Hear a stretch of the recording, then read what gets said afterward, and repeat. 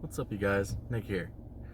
So, if you happen to be one of the very few people who had seen some of my previous videos, um, you may be confused as to why all of them are gone. Eventually, I plan on redoing the videos that I had made, but I realized that this channel wasn't moving in the direction that I wanted, and I wasn't quite accomplishing what I wanted to accomplish. Rather than do a long, monologue about what that is, I'd rather just let my content over the next few videos kind of speak for that. So, first things first, I am going to be shifting this channel more in a commentary direction.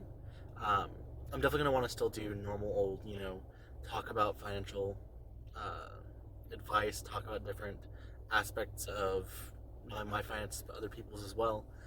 But I think that for the time being, a very easy way to help show my philosophy on finances and things like that is to just react to other people's stuff. That way I can kind of let other people know my personal opinions on certain things. With that being said, I am absolutely taking a page out of Graham Stephan's book. I think that Millennial Money is a fantastic series. If you don't know what it is, it's by CNBC Make It. And if you haven't seen Graham Stephan reacting to their videos, a lot of them are really, really good, especially the earlier ones. I definitely would say after you've reacted to 15 to 20 of these, it will become a little bit stale. However, there's a lot of really good advice that he gives in those videos, and there's a lot of good stuff that you can pick up from it. So, with all that being said, this is living on $58,000 a year in Dallas, Millennial Money. I think that teachers have had a bad rep in the United States, and especially working for public schools, in terms of like low salaries and other negative, bad conditions.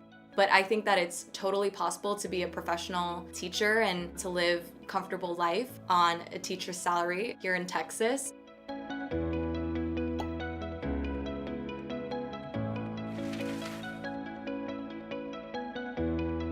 Alright, so I know I'm pausing really early on, but one of the things I really like about this is that she doesn't make a lot of money.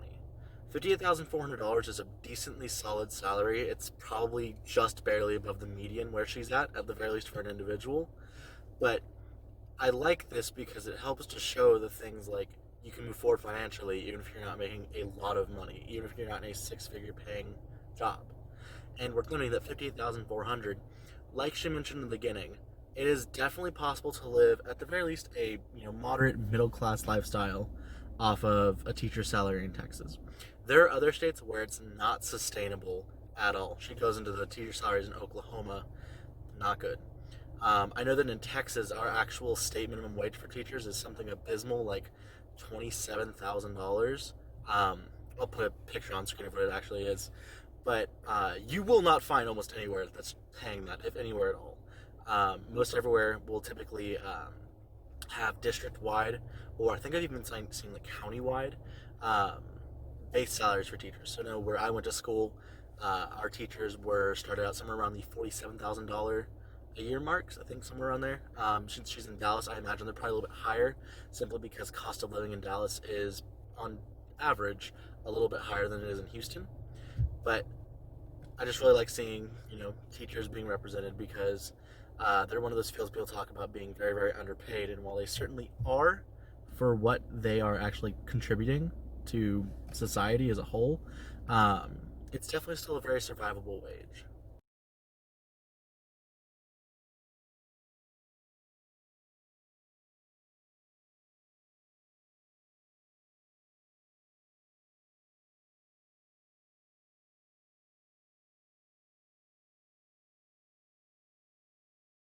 So, real quick, I just want to touch on that. I'm sure they're going to go over it more later, but that is one really valuable thing. And this is the thing with most any career you have. There are always opportunities to make more money outside of your primary job. So, I mentioned that she made just over $1,200 doing instructional math videos and stuff. And I'm sure if she really wanted to, she could make a lot more from tutoring, increasing the quantity of those instructional math videos, increasing the scope of them. Um, so that's a really nice thing to comment on with most any job. There are almost always ways to make money outside of your regular quote unquote 9 to 5.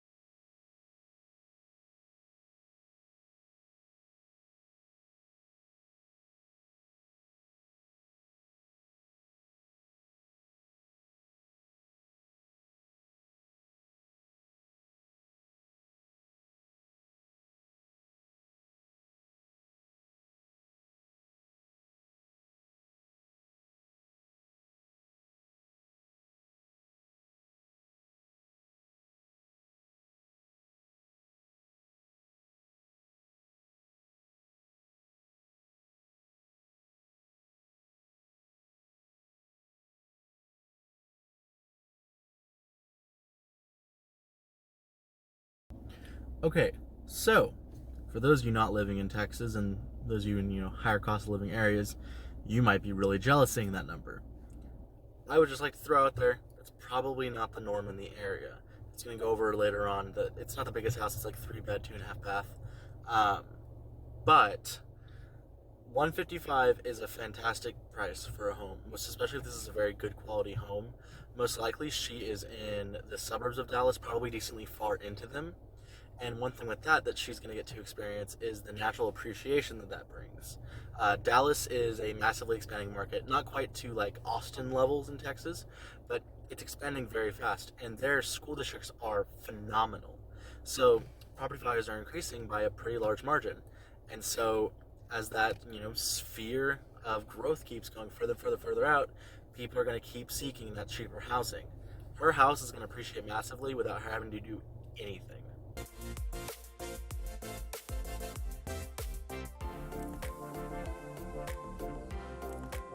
I didn't know about closing costs. So I knew about the down payment. I knew I had to have, a certain amount to put down. And I actually bought my home with the Teachers Next Door program. So the realtor contributes part of their commission to the closing costs, which was very, very helpful. So buying this house for myself, I think a lot of people are surprised, especially because they know I have a boyfriend. They're like, oh, did you guys buy it together? That's always like one of their first questions.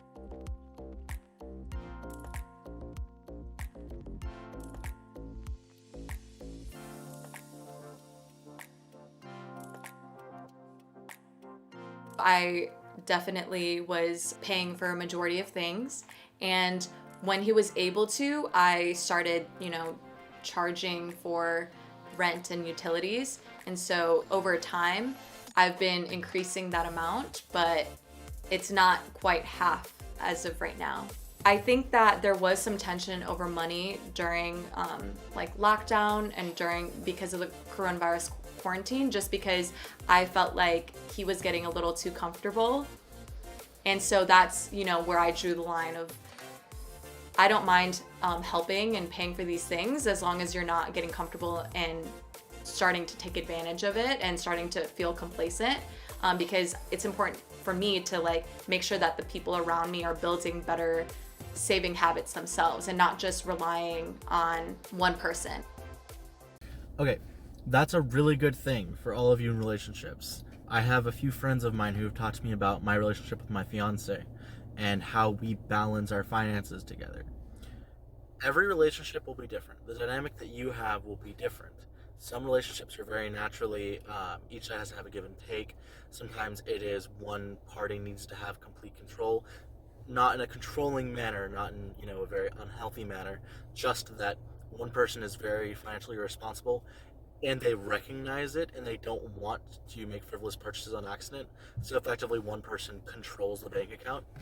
I'm a really big fan whenever couples can kind of come together like this and, pull their assets together and, make it a very good situation for them. I'm sure she wishes that her boyfriend was paying 50% of the bills. Granted, I'm sure she'd prefer if she was paying 100% of the bills. But I like that she has that wherewithal and that, self-awareness to be able to say, he needs help right now. He will help more later. And this is more important to me than a couple extra dollars. Especially when you consider the fact that as frustrated as she may be if he's not paying 50-50, I'm sure she'd be a lot more frustrated if she was paying 100% of the bills because he wasn't contributing, or if the finances were enough to cause a breakup. So just, good on her.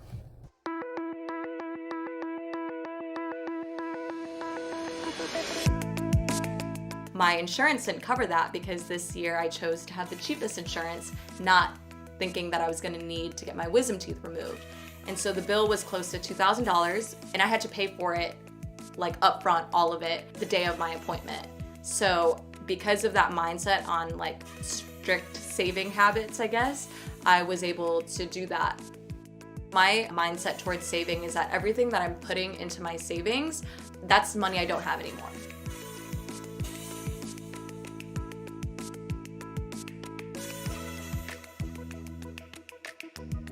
Okay, so looking at this budget, What she mentioned before about the cheapest insurance, that really sucks that happened. And that's something that you really should keep in mind whenever you're looking at your own insurance.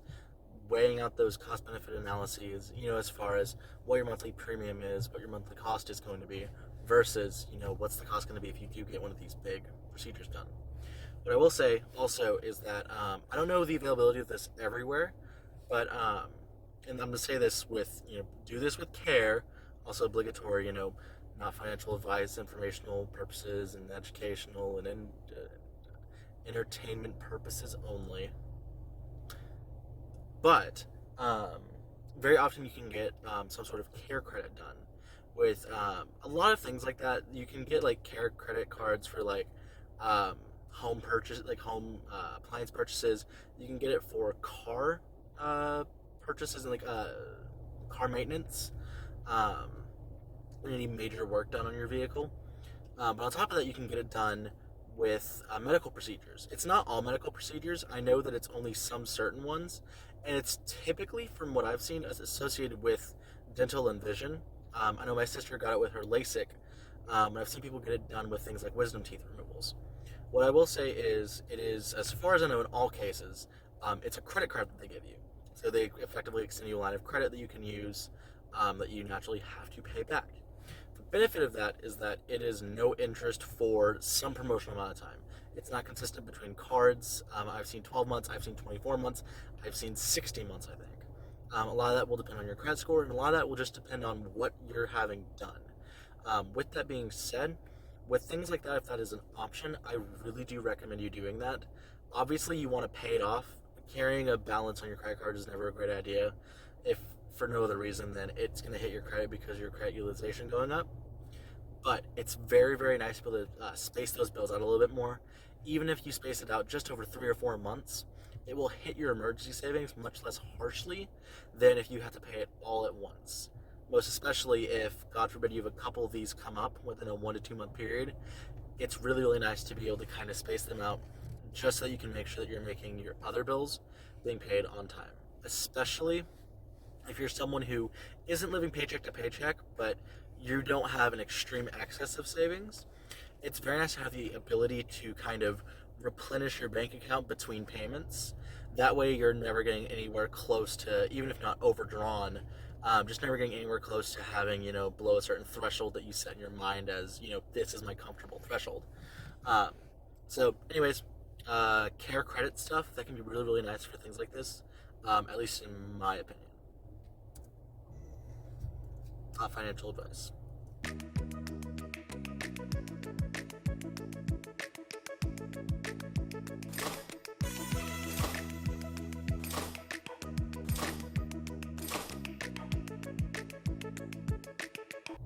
These assets. Essentially saves about $1,000 a month. That's pretty solid off of 58,400. If we assume that's pre-tax, then her post-tax, she's probably looking at in the mid to high 40Ks. Um, Especially, I'm also accounting for the extra income she mentioned that she makes from the instructional videos and things like that. Um, so $1,000 a month, $12,000 a year. You're probably looking at 25 to even 30% savings rate. That's pretty solid. It could definitely be better, obviously, but with that being said, that's still pretty good. It's a great start at the very least, and that can be pushed further and further up as her boyfriend contributes more to the household, and also as she gets more raises in her job. Um, Checking account of $5,000 is pretty good. Savings of $10,000 is pretty solid. From her monthly expenses, it seemed like that was somewhere around the low to mid $3,000 range. Um, so 3 month emergency savings. Most people typically recommend you go a little bit higher than that. She doesn't seem to be in any sort of like debt pay down mode, so I would definitely say push savings up. She would probably want to aim for $20,000 to $30,000 as an end goal before she starts going, ham into her retirement accounts. Retirement savings of $10,000, that's pretty good.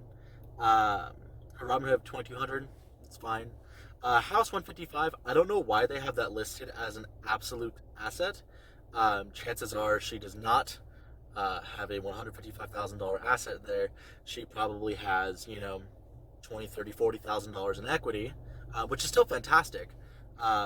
But calling that 155K seems a little disingenuous, unless she paid that house off and I am an idiot. We'll see.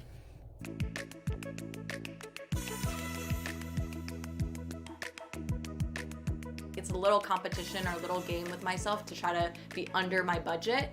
During the week, I meal prep, so Monday through Friday. It's just easier because as a teacher, I don't always come home at the same time every day, and so I don't usually want to come home and cook. So I just have it prepared on Sunday. So $400 to $500 is a little bit on the high end, I guess, but it said that her and her boyfriend will alternate paying for each other's dates. And so with that in mind, that's actually a pretty reasonable food budget.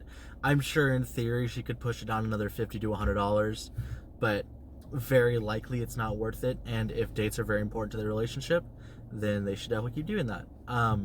The big thing I'd say is, if they can take advantage of happy hours and things like that, also just not drinking on dates, the very expensive stuff, I'm sure that would save them money. But $400 to $500 is really not that bad at all.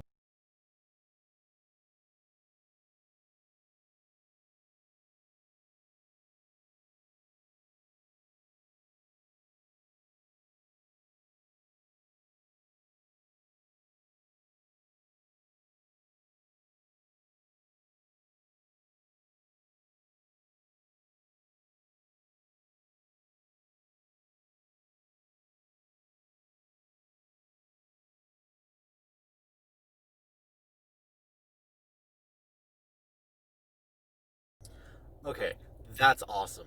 The $12,000 elimination that one company did, and the $4,000 for herself, that's great. $16,000 in student loan debt, that's pretty good, honestly, for nowadays, because if she's 24 in August, so she's 25 years old now. I mean, she's dealing with these college prices that we're all dealing with now. So that's really commendable. Not only that she got paid off so quick, but that she managed to accrue so little.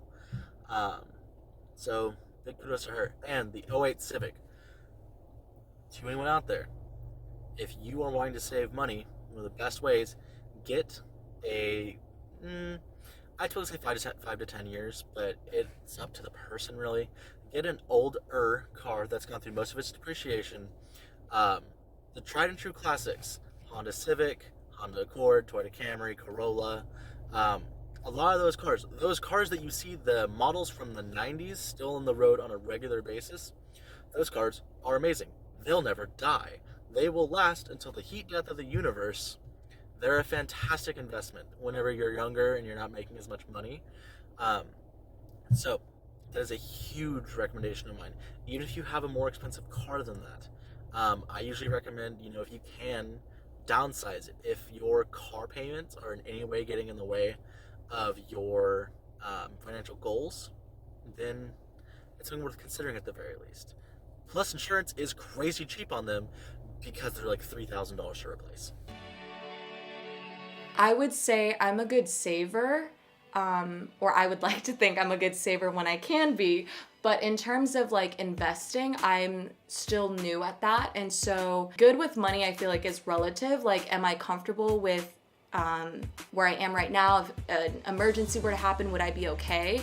I think I would say yes.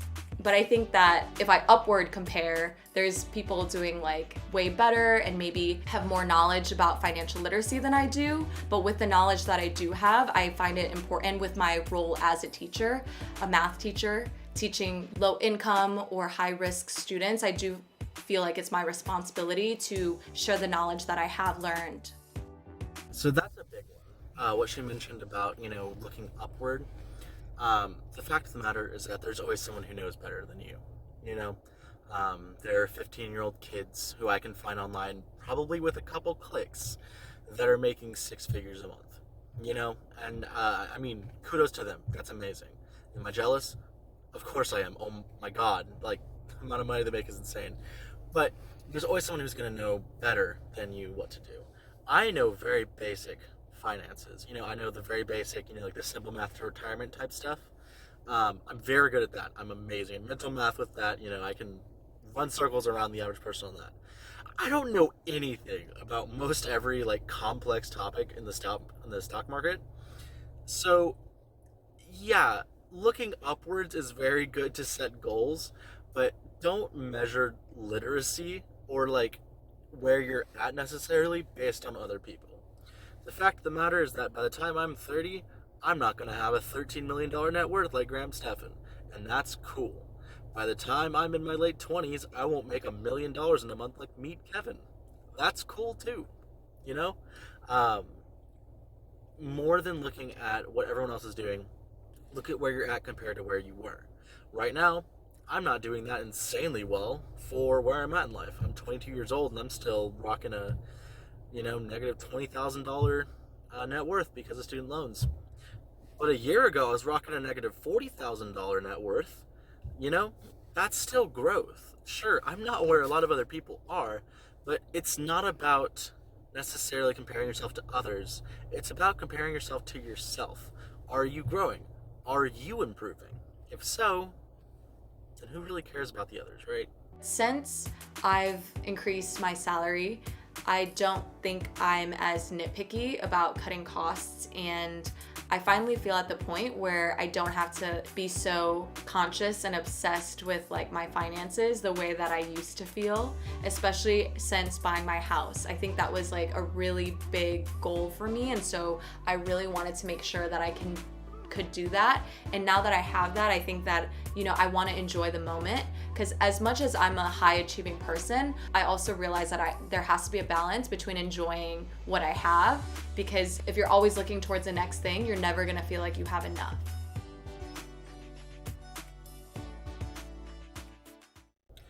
That is an amazing note to end that on. I agree with that wholeheartedly. There's definitely a balance to be had between your enjoyment in life and, the material stuff that you're getting. Um, there's definitely a balance between your, your enjoyment in life and how much you're saving and how quickly you're going to retire. People very often talk about how, when you're in your 80s, you're never going to look back and wish you'd worked harder for that one more year. Um, do I necessarily agree with those people? No. But I'm a workaholic. So, my opinion is very jaded.